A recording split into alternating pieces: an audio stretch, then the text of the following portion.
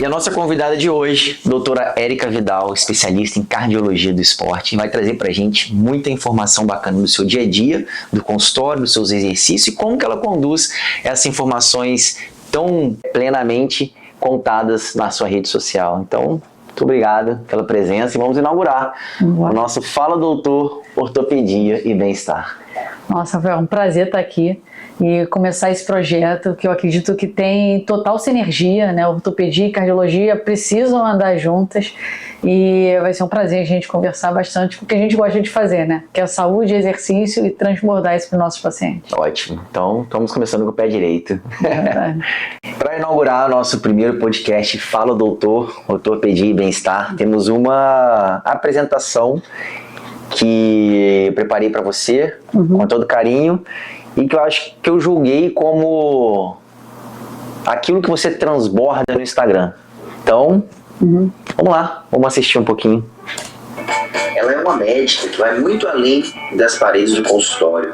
Cuida do coração dos seus pacientes com ciência, atenção e carinho, mas também com experiência prática de quem entende o que é treinar, se superar e buscar performance.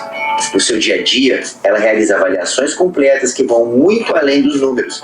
Ela traduz exames e resultados em planos de vida, ajudando atletas e praticantes de atividade física. É aquela médica que veste a camisa do esporte, vive o que recomenda e se emociona com cada evolução de quem acompanha.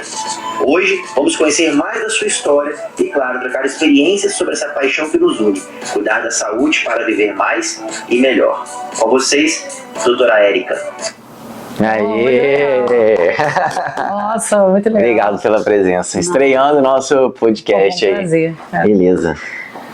Apesar de ortopedista e você de cardiologista, todos nós somos médicos, né? É a nossa base, nossa raiz. E eu sempre vi que uma das coisas que o cardiologista sempre prega no seu tratamento das doenças crônico-degenerativas, como hipertensão, é o tratamento do exercício como ferramenta de transformação da doença de base. Mas eu percebia também que o paciente que tem uma limitação ortopédica, dor no joelho, dor na coluna, dor no quadril, ele não consegue viabilizar essa fase do tratamento que o cardiologista orienta ele como uma das ferramentas mais importantes do seu tratamento. Então, como que você enxerga o exercício como um elo entre a cardiologia e a ortopedia na sua prática diária? Então, eu acho que isso é um grande desafio, tanto na cardiologia quanto na ortopedia, a gente colocar o exercício como um instrumento de tratamento das nossas condições, né? Seja as condições cardiológicas ou ortopédicas. Porque eu sei que generalizar é ruim, mas quando a gente olha nos cardiologistas no geral e os ortopedistas como um todo, muitas vezes o exercício ele é subutilizado.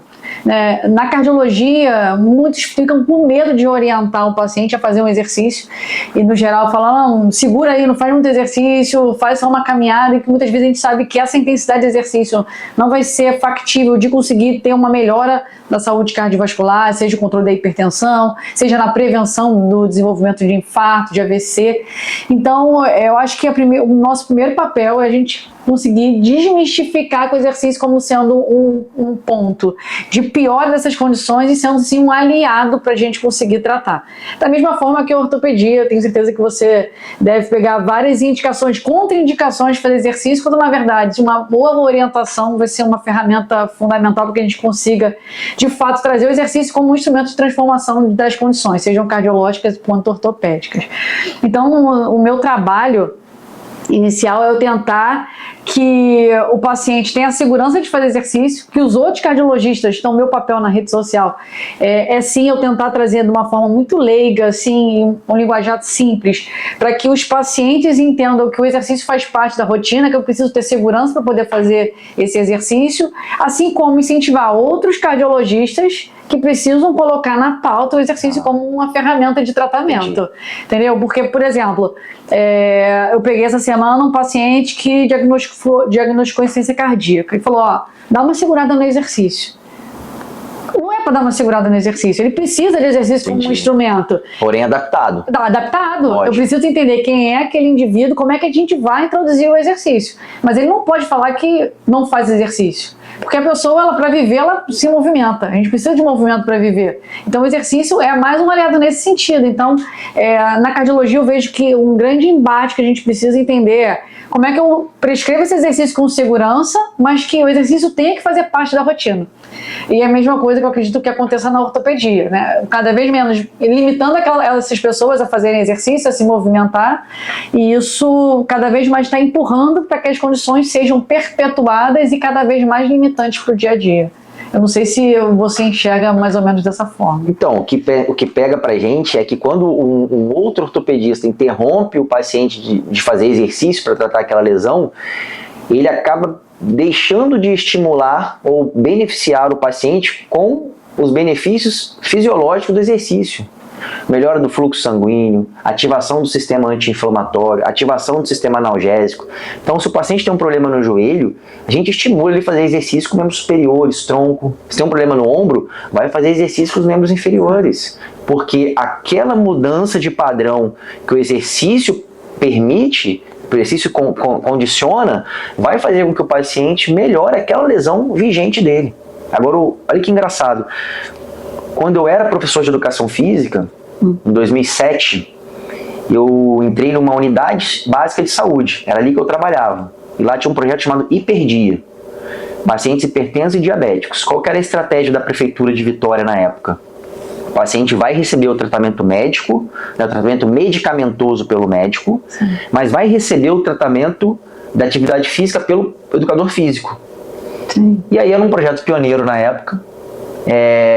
Quem estava naquele concurso estava desbravando ainda um campo virgem. Sim. E a gente começou. E depois assim, de mais ou menos um ano, a diretora da clínica de saúde me chamou e falou assim: olha, eu estou impressionada que os pacientes estão deixando de vir nas consultas, porque eles estão falando que não estão sentindo mais alteração da pressão. Eu estou até ficando preocupada, porque eles precisam fazer o check-up. E aí, quando o médico começou a avaliar esses pacientes, depois de mais ou menos aí um ano, ele começou a reduzir a dose do medicamento. Então, o paciente usava, por exemplo, losartana, captopril e hidroclorotiazida. Aí ele falava: vou tirar o hidroclorotiazida. Ou falava: agora você vai usar uma dose menor do losartana. Em vez de 12 em 12, vai usar só à noite, ou só de dia. Só que isso eu não tinha visão médica ainda. Minha visão era limitada no meu campo da educação física. Depois que eu virei médico, e principalmente ortopedista, foi que eu entendi: gente, lá atrás eu já estava fazendo isso sem saber. Então eu preciso me aliar com a cardiologia para a gente alcançar esse paciente que se beneficia sem perceber que está sendo beneficiado. Olha que mágico isso, em 2007, cara, isso aconteceu na minha vida. Não, eu fazia cardiologia, terminei e fiz uma especialização em ergometria e reabilitação cardíaca. Isso em 2014. E aí, quem eram os pacientes? Eram os hipertensos diabéticos, mas já com uma doença, já com uma alteração estrutural do coração. Eram cardiopatas já, que eram submetidos ao exercício como um dos pilares do tratamento. Mantinha a terapia medicamentosa junto com o exercício. E aí, o que se via, né? Durante essa minha formação em ergometria e reabilitação, eu estava fazendo uma pós de nutrologia e fiz uma pós para associar. Né, porque eu olhava o seguinte: tá, o paciente, um hipertenso vai sentar na minha frente. E ele perguntava: pô, doutora, o que melhora, o que eu posso comer que vai melhorar minha pressão ou que vai piorar minha pressão? Eu falei: pô, preciso entender. Aí eu fui e fiz uma pós em nutrologia. E o que eu fiz no trabalho de conclusão de curso? Eu avaliei metabolicamente esses pacientes antes de começar a reabilitação, depois de 3 meses de reabilitação, e vendo qual o impacto que tinha metabolicamente, ele mantendo as medicações, porque a gente não mexe na medicação. Só acrescentando exercício e alimentação. O exercício, isso. Não, e a alimentação eu só dei orientação, não prescrevi alimentação. Certo. Fiz uma orientação, um exercício e qual o impacto que isso ia trazer. E todos eles melhoraram, o nível de colesterol, o nível de glicemia, porque o exercício, ele é como se fosse um remédio. Do mesmo jeito que a gente dá a medicação, é como se fosse uma medicação. Então, eu tomei uma dose do exercício, né? Então, como é que vai ser? Eu vou ter uma vasodilatação nos meus vasos sanguíneos, para facilitar um controle melhor da minha pressão arterial. Além disso, eu vou facilitar que a glicose entre na célula sem precisar de insulina. Então, eu vou diminuindo a resistência insulínica. Então, eu vou favorecendo metabolicamente aquele indivíduo, além de ganhar massa muscular e reduzir gordura, que eu estou favorecendo mais ainda metabolicamente. Então, isso por si só já é um remédio para hipertensão, por isso que eu adorei esse nome, hiperdia. Porque eu controlo a pressão, controlo a glicemia, e isso faz com que o paciente, além de melhorar a qualidade de vida, disposição e tudo, ele seja um corresponsável pelo tratamento. Porque não é só trazer uma pílula mágica e tentar tratar minha hipertensão, meu diabetes, qualquer que seja a condição. Eu preciso fazer a minha parte para que esse tratamento efetivamente seja capaz de controlar todos os parâmetros de saúde, de controlar, por exemplo, cuidar, proteger meu coração dos efeitos colaterais dessas condições. Então o exercício é como se fosse uma pílula diária. Exatamente. De tratamento de todas as condições cardiológicas e inclusive ortopédicas também. É isso que eu falo com os pacientes, você tem que tomar um remédio que é o exercício. Você toma todo dia o seu remédio de pressão, se você ficar um mês sem tomar, sua pressão descontrola. Se você ficar um mês sem fazer exercício, o seu corpo desregula. Exatamente. Agora você trouxe muita fala interessante dos benefícios do exercício para os pacientes que fizeram parte do seu projeto e do seu dia a dia. E qual que é o impacto negativo dos pacientes que você atende em que tem um comprometimento ortopédico e que limita a fazer a prática do exercício como forma de medicação que você está trazendo para a gente? Então, isso você observa nele o que deu certo com o exercício para o que chega sedentário. Então, o paciente sedentário, isso eu gosto de dizer que o sedentarismo é uma doença, né? Porque a gente sabe que o fato de eu ser sedentário, ter um condicionamento físico ruim, isso já aumenta a minha taxa de mortalidade por si só. Além desse perfil metabólico ser desfavorável. Agora, esses pacientes que têm uma limitação ortopédica, para fazer exercício, a gente precisa ali tentar entender, igual você falou no início, qual é a limitação, para a gente ver se a gente consegue adaptar. Né? Muitas vezes, ele pode ser que ele não consiga subir uma escada, mas será que ele consegue andar no plano? Se ele tem alguma limitação na perna, será que ele consegue fazer exercícios de membros superiores para poder se manter mais ativo? Eu tenho um caso, é um paciente que infartou, e ele estava muito acima do peso, obeso, e sem recurso financeiro, não tinha recurso, tudo para não fazer exercício, né? E aí, vários problemas. E eu atendi esse paciente e ele falou, poxa, quando ele chegou no consultório, ele fez praticamente um teste de esforço para só entrar na minha sala, suando, andava devagar, dor no joelho, andava com uma bengalinha. E aí eu falei, tá, vamos ajustar a medicação, mas você precisa se movimentar, né? Mas como é que eu vou fazer para esse cara se movimentar? E aí eu procurei na internet e comprei para ele aquele um pedal, mas com a mão, o ciclo com a mão, que você podia usar com a mão ou com o pé. E falei, você vai começar a fazer exercício, mas você vai começar com a mão, já que a perna você não consegue se mexer, o peso te limita, então vamos começar com a mão. Então ele começou.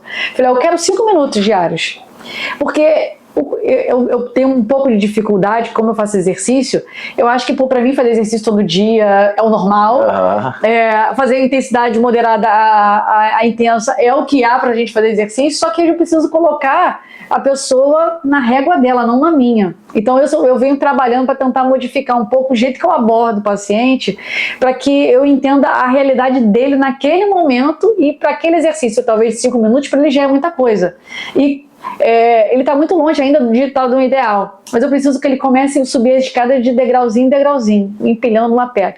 Então esse paciente começou a fazer com a mão 5 minutinhos, e ele falou, poxa, doutora, eu falei, faz 2 vezes por dia, 5 minutos de manhã, 5 minutos da tarde, à noite. E ele começou, e impressionante que depois que ele começou a ganhar uma mobilidade, ele começou a fazer na perna, e a segunda vez que ele voltou no consultório, mais ou menos 1 mês e meio depois, ele voltou andando, sem suar do jeito que ele estava suando, e sem a bengala. Então, assim, isso é uma qualidade de vida, assim, absurda.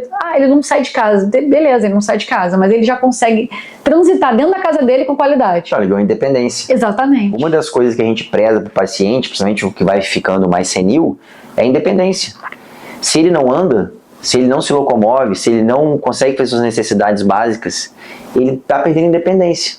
Então, tratar a articulação, tratar as dores, te dá independência para ir ao médico. para fazer sua própria compra na padaria. Então, pelo que você está me contando, o impacto que uma lesão ortopédica tem no paciente cardiológico é justamente o que vai definir uma grande resposta cardiovascular que vai efetivamente melhorar a sua condição clínica ou não. Fazer ele refém de remédio e aí evoluir gradativamente de forma linear ou até prejudicial, culminando aí numa internação hospitalar, precisando de recursos mais emergenciais. Sim. Do que se ele pudesse quebrar esse ciclo vicioso da dor, porque dor você perde movimento, movimento você gera mais inflamação você gera dor. Então, você está no ciclo vicioso da dor. A gente precisa quebrar e transformar no ciclo vicioso, no virtuoso do movimento. Sim. Se eu alivio a dor do seu paciente cardiopata, Sim. eu consigo fazer com que ele se movimente melhor. Se ele se movimenta mais, ele vai ter menos processo inflamatório, menos atrito, menos dor. Sim. Ciclo vicioso se transformando num ciclo virtuoso. Então, tudo bem, você conseguiu, por meios próprios, melhorar esse paciente. Agora, se a gente consegue ainda captar esse paciente, otimizar o que você já fez com estratégias ortopédicas mais específicas e devolver para você de novo, esse paciente vai ter uma resposta duplamente positiva. E aí o seu tratamento cardíaco para ele às vezes vai ser muito menos complexo do que estaria sendo se esse paciente não tivesse tido esse cuidado ortopédico na hora de cuidar da sua parte cardiológica. Então isso aí eu acho que muito legal. Vai muito além do que a gente aprende na faculdade, né? Muito além. Cardiologia, ortopedia, endócrino, neuro. Hoje eu vejo a medicina integrada e a gente precisa voltar àquela origem inicial do médico de antigamente, que era ver o paciente como um todo, né? Sim. Porque eu não consigo só olhar o coração, aí não, você olha só a parte ortopédica, o outro olha a parte metabólica, o paciente é um só, né? Exame físico é para isso. A gente precisa entender qual o contexto e ir liberando pontualmente aquelas indicações. Não, você precisa ir lá fazer o acompanhamento ortopédico. E não só, não, isso aqui eu só olho isso aqui. Não, só olho o teu joelho. Sim. Então, eu tratei essa dor aqui, tá, mas você não tem mais nada para fazer porque eu posso acrescentar. E senão você fica segregando o paciente, exatamente, aumentando barreira, porque quanto mais difícil for o paciente ter acesso às informações que vão beneficiar, mais difícil vai ser ele conseguir buscar essa ajuda. Então, diminuir barreira para que a gente consiga olhar esse paciente de uma forma mais global e pontualmente encaminhando ele para as especialidades, não só dividir ele e tentar resolver cada um o seu ponto, né? Exatamente, eu pego muito paciente que tem um déficit alimentar e nem sabe. Eu falo assim, me conta um pouco, durante a consulta eu falo assim, me conta um pouquinho da sua alimentação. Aí fala, doutor, de manhã como um pãozinho de sal, tomo uma xícara de café, aí depois eu só almoço, como um arroz, um macarrão, como um pedacinho de carne, à tarde eu nem como, uma banana, à noite, como ali também, eu faço às vezes uma sopa de legumes. Eu falo assim, tá, mas e a proteína? Sua cartilagem é colágeno. Você não está comendo proteína, você não tem colágeno. A sua cartilagem é colágeno que se forma com vitamina C. Se você não está tomando vitamina C, você não está fazendo colágeno. Então, músculo é proteína. Se você não está comendo proteína, você não tem músculo. Como é que eu vou construir uma parede se eu não tenho cimento e tijolo? Eu posso ter o melhor pedreiro. Se eu não tiver cimento e tijolo, eu não construo uma parede. Eu posso te dar o melhor exercício. Se eu não te der proteína e vitaminas, você não constrói músculo, não constrói colágeno. E aí quando o paciente me relata, eu falo, cara, você não está comendo nem 1/3 da sua proteína diária mínima. Então como que um ortopedista com visão só da articulação vai conseguir melhorar a dor do paciente se o que ele precisa é o que ele está faltando, que é cartilagem, que é fortalecimento muscular, e lá atrás a proteína dele está em déficit.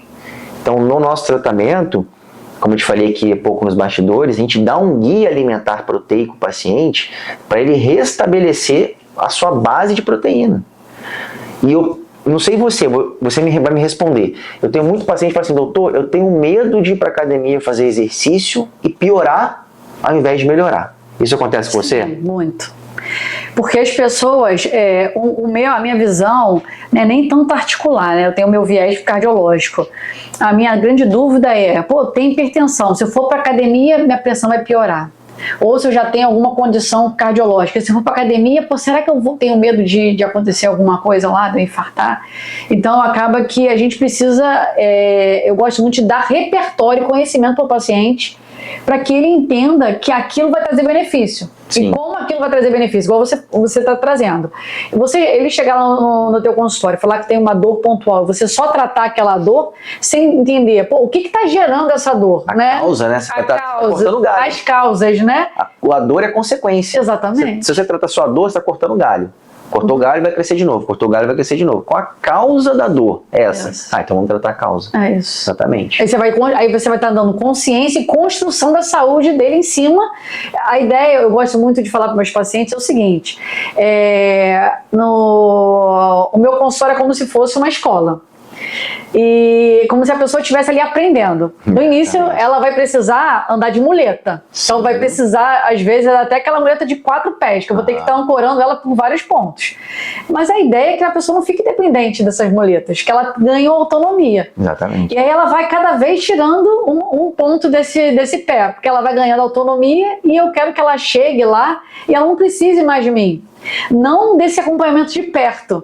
Então, agora você já consegue cuidar da tua saúde de uma forma mais global, né? E a saúde eu acho que começa em casa, né? A construção da saúde começa nos nossos hábitos diários, né? Seja exercício, alimentação, sono, para que ela não tenha tanta dependência de mim. E ao longo do tempo você volte aqui só pra gente de fato reavaliar e fazer o check-up, ver se tem algum ponto para melhorar, né? E não ficar tentando achar a doença e apagar o incêndio com um copinho aqui, ó, com a canequinha da RD aqui, ó. A ideia não é essa. Então a ideia é que a pessoa tenha esse repertório, esse conhecimento para ela ir construindo a saúde, menos dependência, mais autonomia, e aí sim a gente vai vendo pontualmente, né? E não ficar tentando só correr atrás das consequências e que de fato não resolve muita coisa. Prevenir vai ser sempre melhor que remediar, né? Não tem jeito. É óbvio que em várias situações vamos ter que remediar, várias situações o paciente vai ter sim que fazer um repouso pleno, mas isso se torna exceção e não regra do tratamento. Uma coisa que eu percebi quando eu era professor de educação física era o seguinte: o aluno chegava com uma ressonância. Ah, professor, olha aqui o que deu no meu joelho. Eu li a ressonância e eu não entendia muita coisa, não entendia quase nada. Porém, quando eu virei médico, eu via que o que a gente passa de orientações de exercício para o paciente é muito superficial. E aí o paciente sempre traz a queixa: eu tenho medo de ir para a academia, eu tenho medo de ir correr e piorar ao invés de melhorar. O que eu entendi?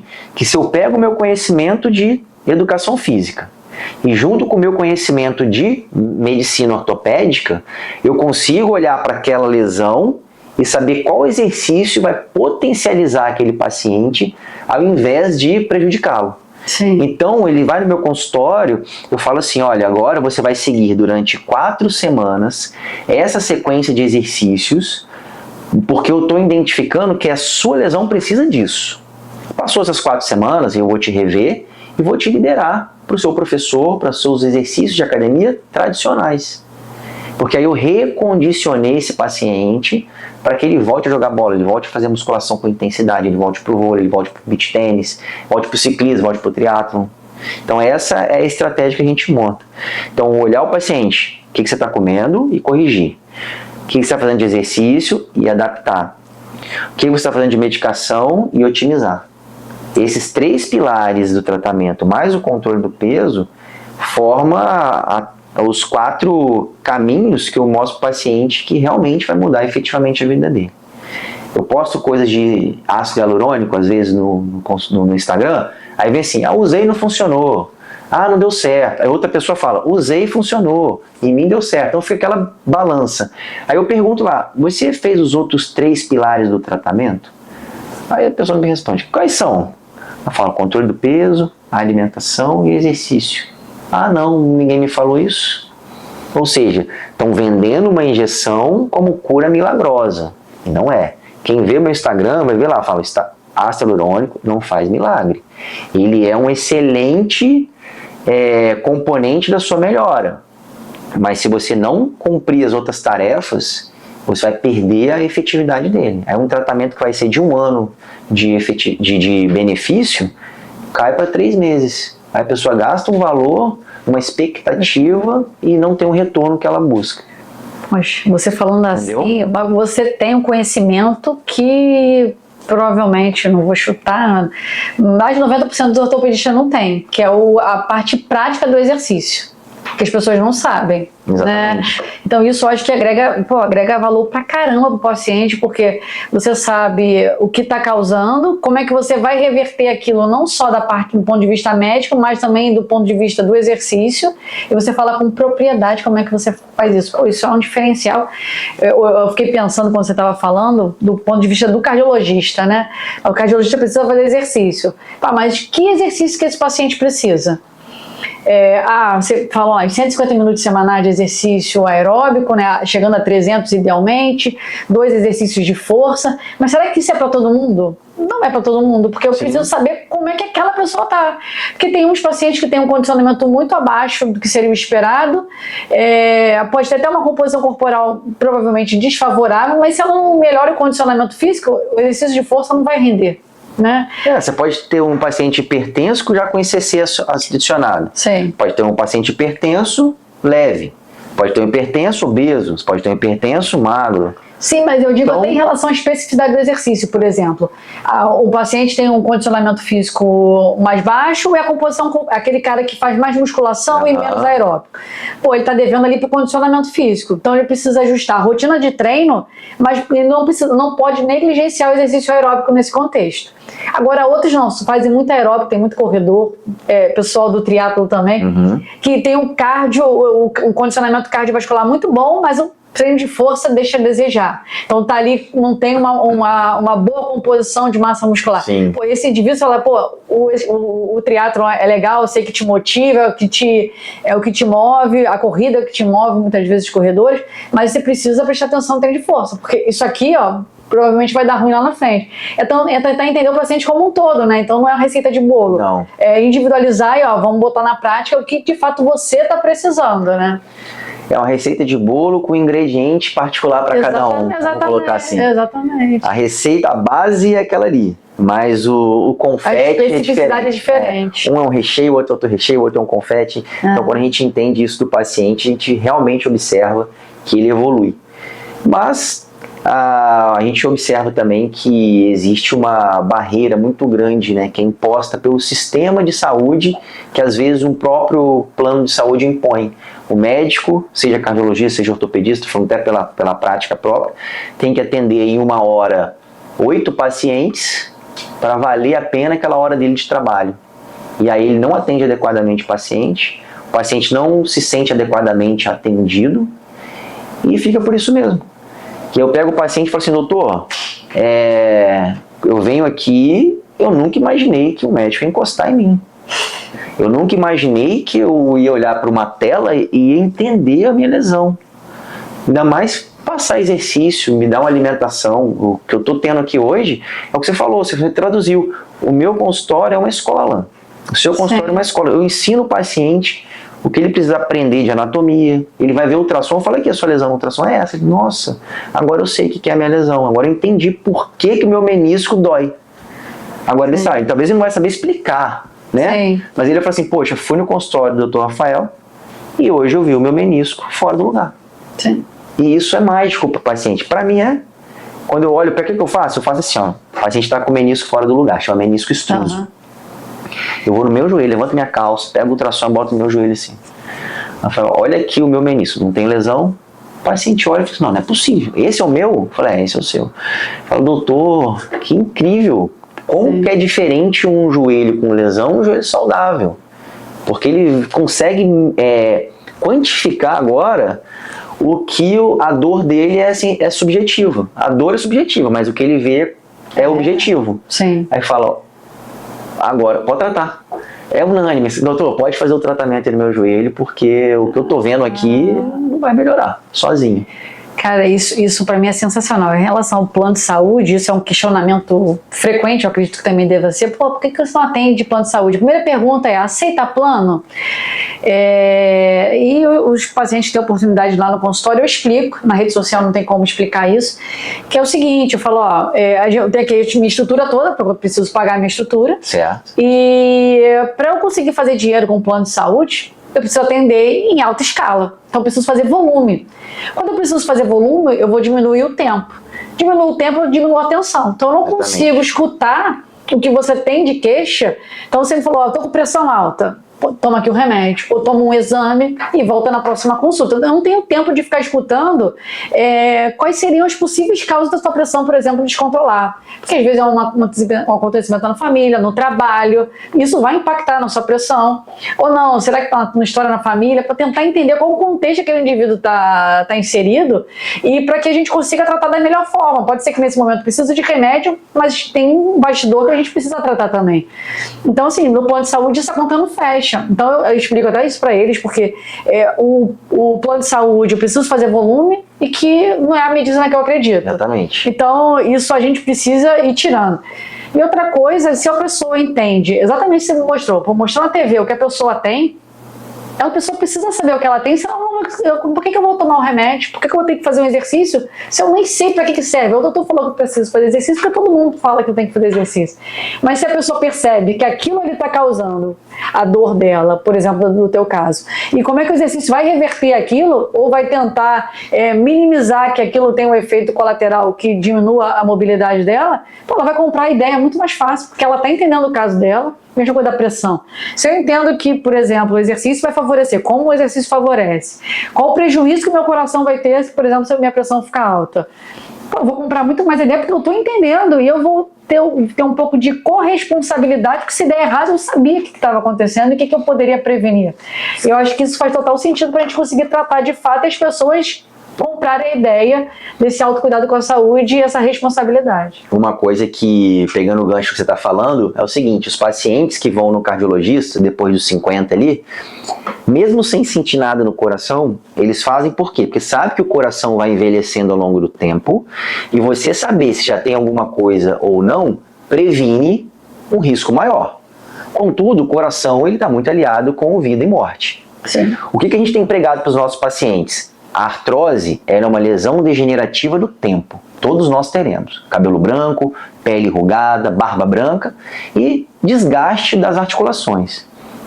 Mas se a gente consegue já entender o que você tem e propor esse tratamento, eu transformo uma artrose que está a 100 por hora em 30. Se a gente vai ter uma artrose grau 1, grau 2, a gente vive plenamente. Se a gente tem uma artrose grau 4, grau 5, você vive altamente limitado.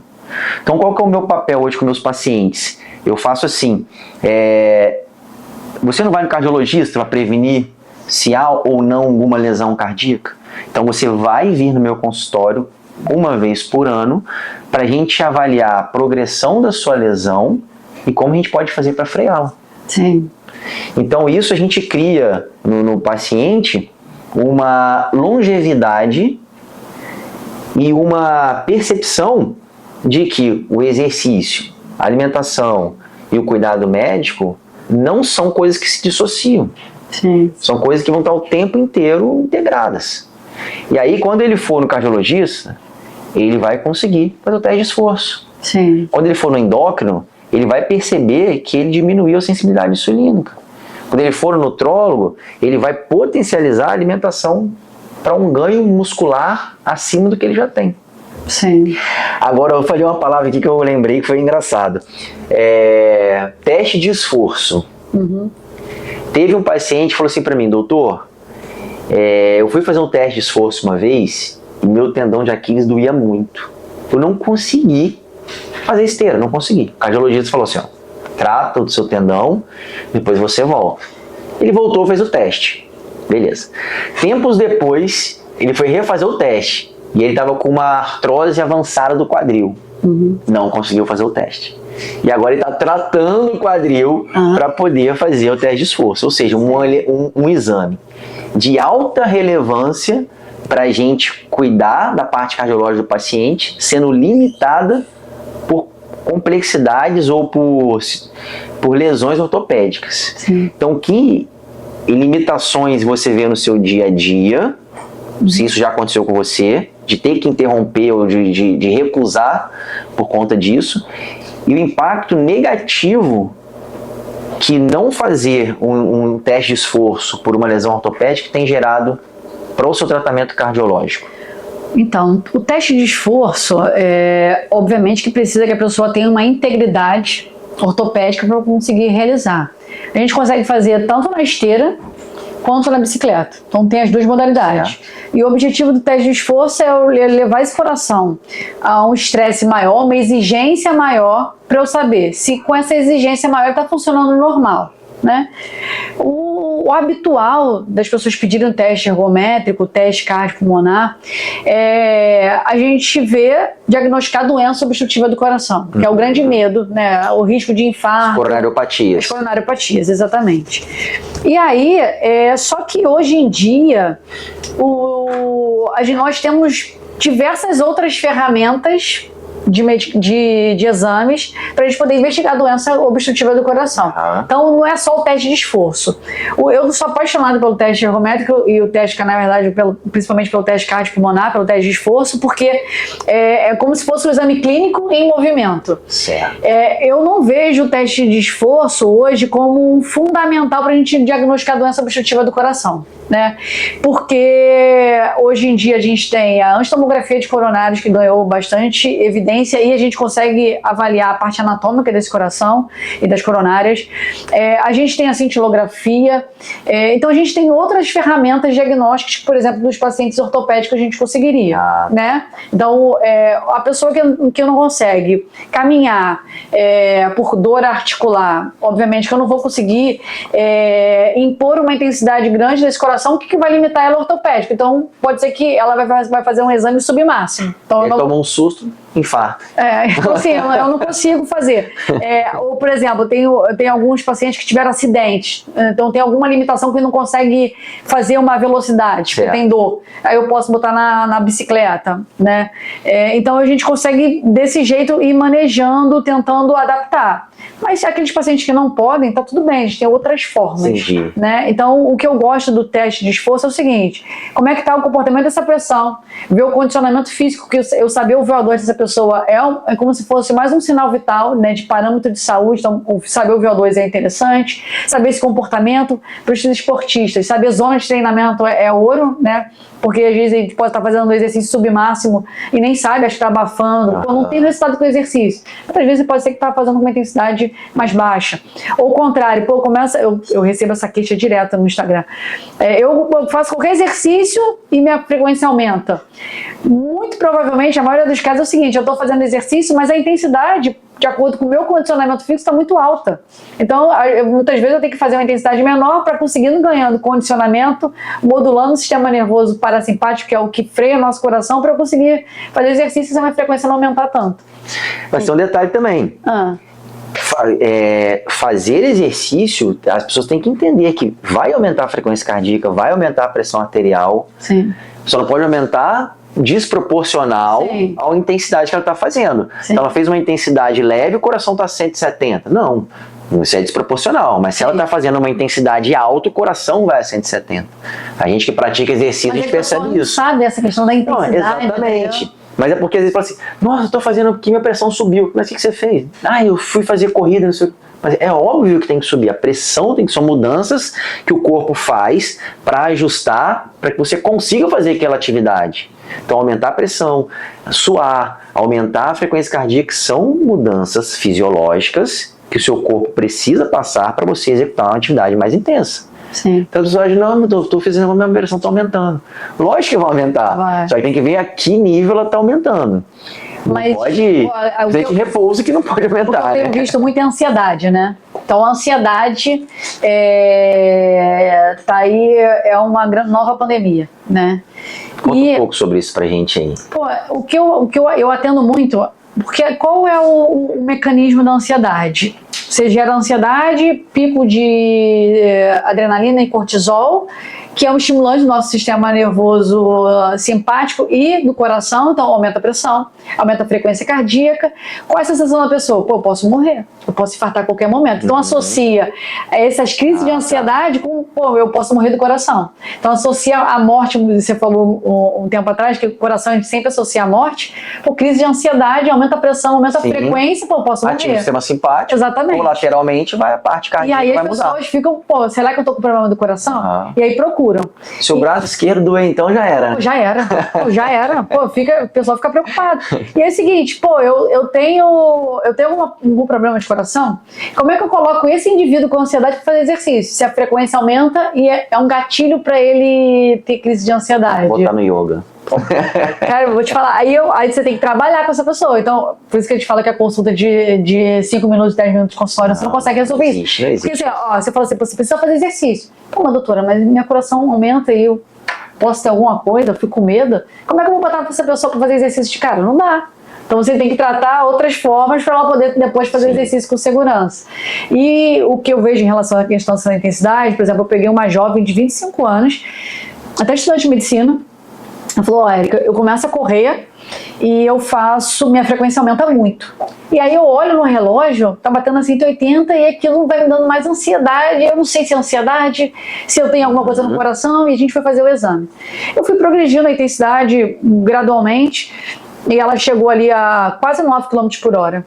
Para uma jovem de 25 anos, é baixa a intensidade, é baixa a intensidade. É uma corridinha leve. Só que ela tá muito descondicionada. Ela é mãe de 3 filhos, dorme mal, estuda, enfim, a vida tá um caos ali, ela não consegue descansar e performar bem. E como é que ela fazia o treino? Os treinos de estímulo dela era praticamente os 9 km por hora, que foi o esforço máximo que ela atingiu lá na hora. Óbvio que a frequência dela vai aumentar. Entendi. E aí eu falo muito que, por exemplo, quando eu vou fazer o exercício, é como se eu estivesse ligando o carro a álcool. Se eu começar já a intensidade alta, esse motor vai morrer. Por quê? Porque o coração, ele precisa bombear mais sangue para chegar mais sangue na musculatura. As articulações, você vai falar melhor, precisam ser lubrificadas para poder performar. Sim. Então, se eu começo o exercício já com uma intensidade alta, o meu coração levou um susto. Pô, eu preciso bombear mais sangue, porque esse maluco aí tá se mexendo, tá fazendo esforço.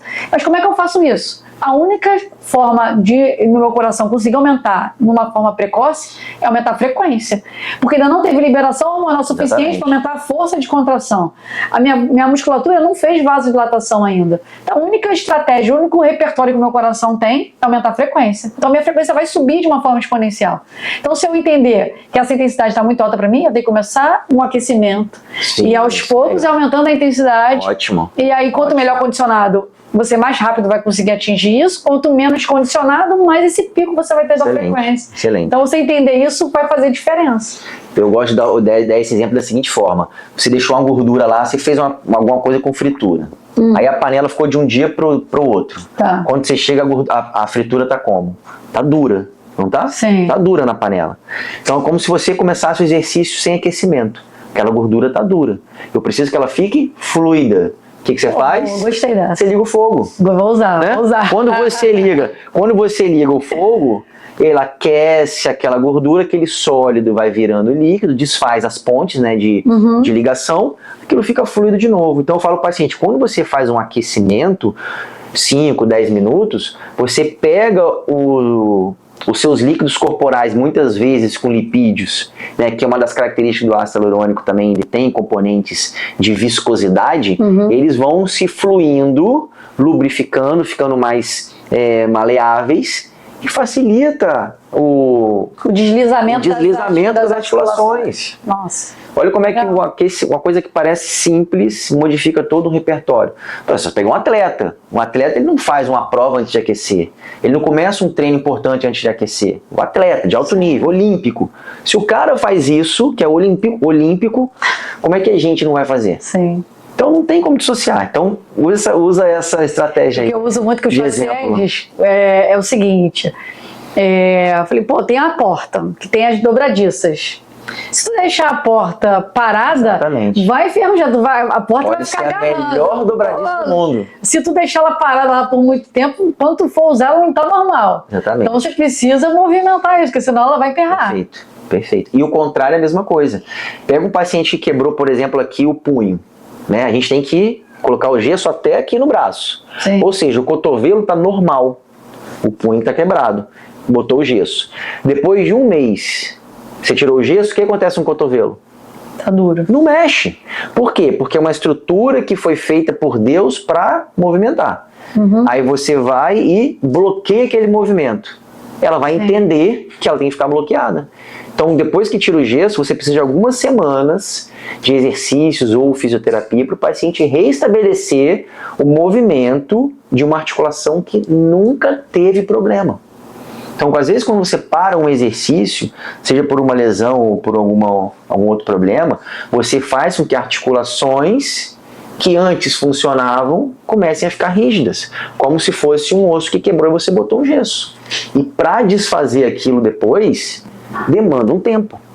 E às vezes o paciente quer uma coisa do dia para a noite.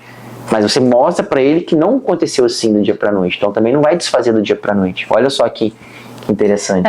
Eu falo muito o seguinte, o exercício, as adaptações do exercício, elas fazem com que o nosso corpo tenha que pagar mais caro por aquelas adaptações, seja cardiovasculares, seja ortoarticulares. Então aumenta o número de mitocôndrias, aumenta o número de fibras musculares, isso é um custo diário para o corpo é muito grande. E eu falo o seguinte para meus pacientes, o exercício é muito injusto, porque se eu paro de fazer, eu perco rapidinho, eu já voltei tudo a estaca zero, né? Eu falo, poxa, imagina se você for viajar, tu tá na tua casa todos os dias, tu liga o ar. Quando tu vai viajar, tu deixa o ar ligado ou tu deixa desligado? Tu deixa desligado. Por quê? Porque você tá fazendo economia de dinheiro, você tá gastando gerador.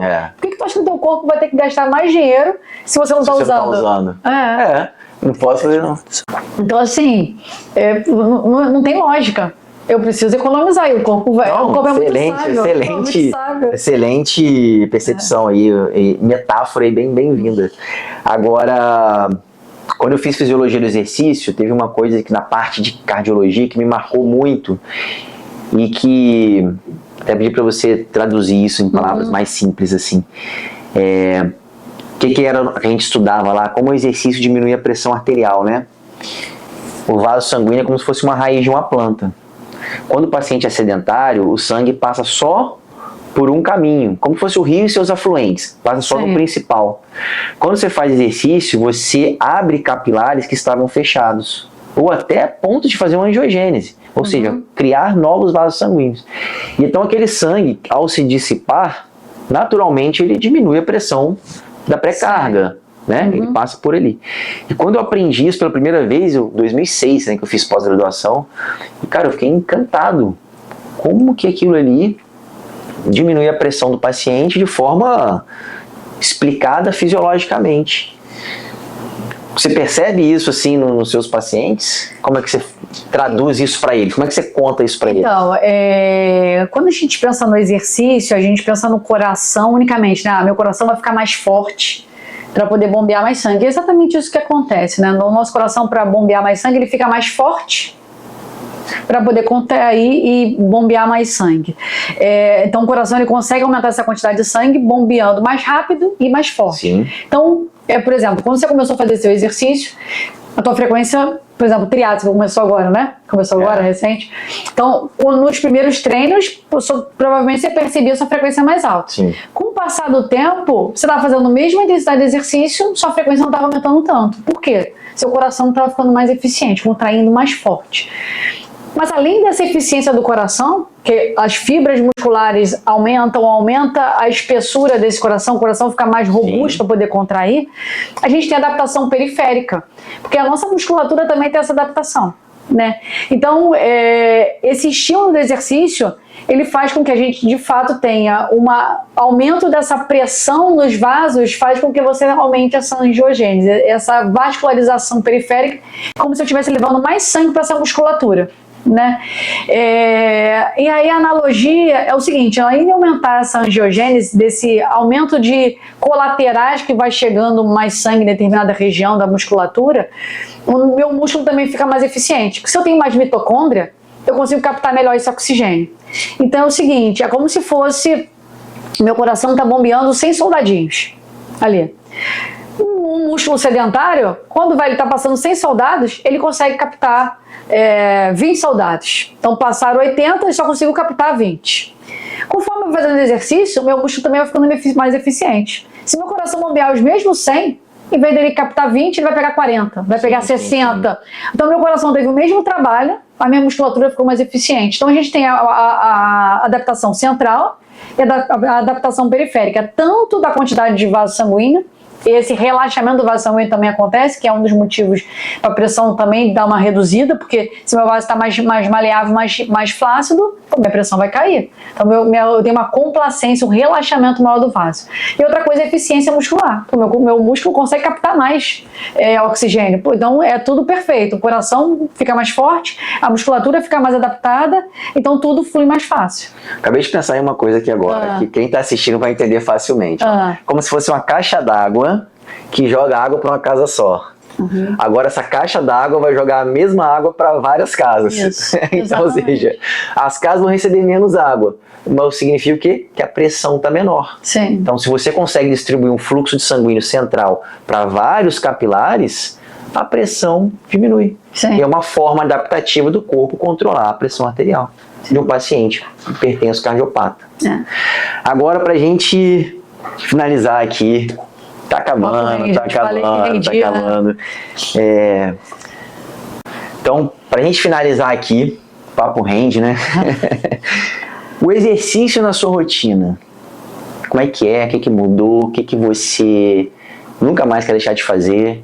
O que você adora fazer e que realmente faz você traduzir na sua rede social o que você faz no seu dia a dia?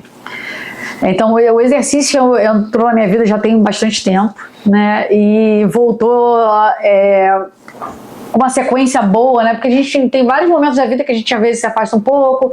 Na época da residência eu me afastei. E aí, quando eu casei e eu comecei a ganhar peso, e aí eu falei, pô, eu preciso voltar. E aí eu comecei a fazer exercício e virou uma válvula de escape, né, para o nosso estresse, para a ansiedade. Então eu comecei a fazer exercício e, consequentemente, controlei meu peso corporal, e aquele exercício começou a ser um pilar inegociável na minha rotina. E como é que eu fazia a minha vida?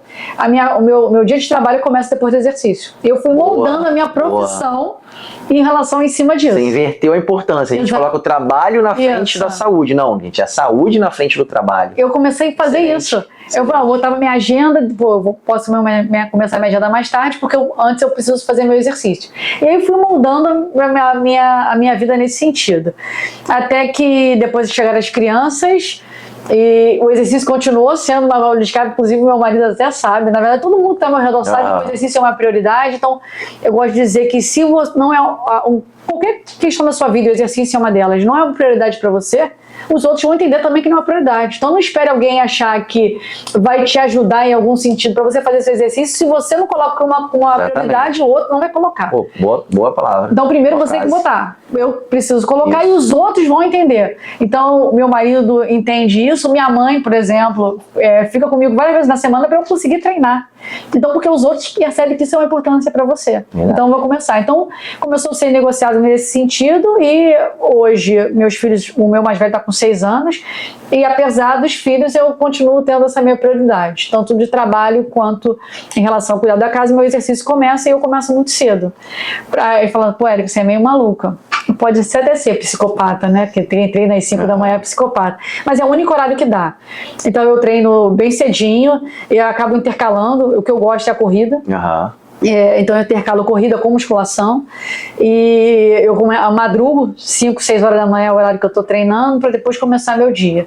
Então eu acredito que a gente só consegue colocar o exercício como uma prioridade quando a gente começa a colocar ele como inegociável, assim como a alimentação ser negociável, a qualidade do sono, dos nossos relacionamentos. Então tudo que você coloca como inegociável, você consegue encaixar, você consegue encontrar tempo, quando a gente estava falando antes. Então é dessa forma que eu vejo, que eu vivia, e aí desde 2013, 2014, que eu vivia nesse exercício, as pessoas conviviam comigo e falaram, Érica, você precisa postar isso na rede social, a tua vida. Tudo começou. E aí falou assim, eu falei, pô, tá doido. vou falar na rede social, nem pensar, eu sou muito tímida. E aí eu falei, cara, não vou. E aí foi crescendo e eu já gostava do exercício, minha vida toda em relação à medicina, à cardiologia, eu fui voltando para a parte do esporte. E aí chegou um momento que eu fui e fiz uma fusão dessas duas. A Érica, pessoa física, e que eu gostava de fazer isso, junto com a minha representatividade em relação à cardiologia, minha pessoa jurídica, eu preciso associar isso tudo e mostrar para as pessoas que, se eu mostrar a minha realidade, eu vou conseguir inspirar e motivar as pessoas a incluir o exercício. Eu participo de um movimento, inclusive você pode eu vou até te convidar para participar, são dos médicos atletas, que médicos saudáveis têm pacientes mais saudáveis. Sim. Então eu só vou conseguir orientar e incentivar os pacientes a fazerem as coisas que eu acredito e eu faço. Legal. Então isso faz total sentido. Se eu mostro para eles, um vai incentivando o outro. Tem paciente que me incentiva. Às vezes eu vejo paciente, meu paciente já foi. Eu vou também, para não dar, enfim. Então um vai incentivando o outro. Quando você é um instrumento de inspiração, fica muito mais fácil a pessoa comprar a tua ideia e falar, eu preciso também, que eu quero ter essa vida desse jeito para que a gente consiga impactar os outros. Então, é muito legal. Não, sensacional, sensacional. E eu vou deixar uma frase para você aqui, antes de finalizar, que é uma frase que eu tô usando recentemente no meu Instagram, que é justamente que vai ao encontro que você falou. Eu uso a seguinte frase: não é sobre eu ser, é te incentivar a se tornar. Então eu não quero postar que eu estou fazendo exercício para mostrar que eu consigo fazer exercício, não é mais esse o objetivo. Sim. O objetivo é fazer que você possa se tornar o que eu me tornei. Fazer o exercício meu melhor remédio. Sim. É isso. É muito legal, cara. Eu gosto muito, é o seguinte, que a gente consiga, o que eu quero é o seguinte, que as pessoas vivam do jeito que eu estou vivendo, e tenha a satisfação das coisas que eu faço. Não é que o exercício seja uma obrigação, é que traga qualidade. Então que faz sentido para a pessoa, e ela vai transformar a vida dela com o exercício sendo um dos pilares e trazendo mais qualidade. É isso. Nossa, lindo. Obrigado. Muito bom. Agora a gente tem uma comemoração, né? Porque é o nosso primeiro podcast. Sim. Fala Doutor, Ortopedia e Bem-Estar.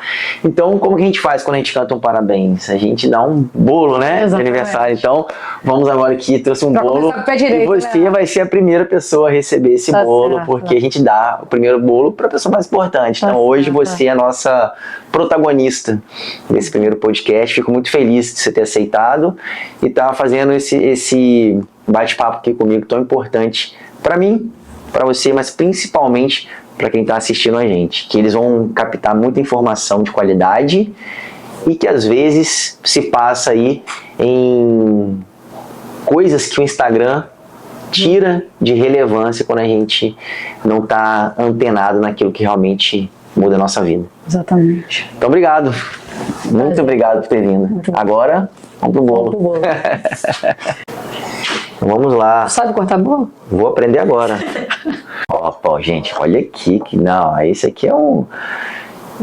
Ó, que isso, hein? O primeiro pedaço para nossa protagonista de hoje, doutora Érica Vidal, cardiologista do esporte. Obrigada.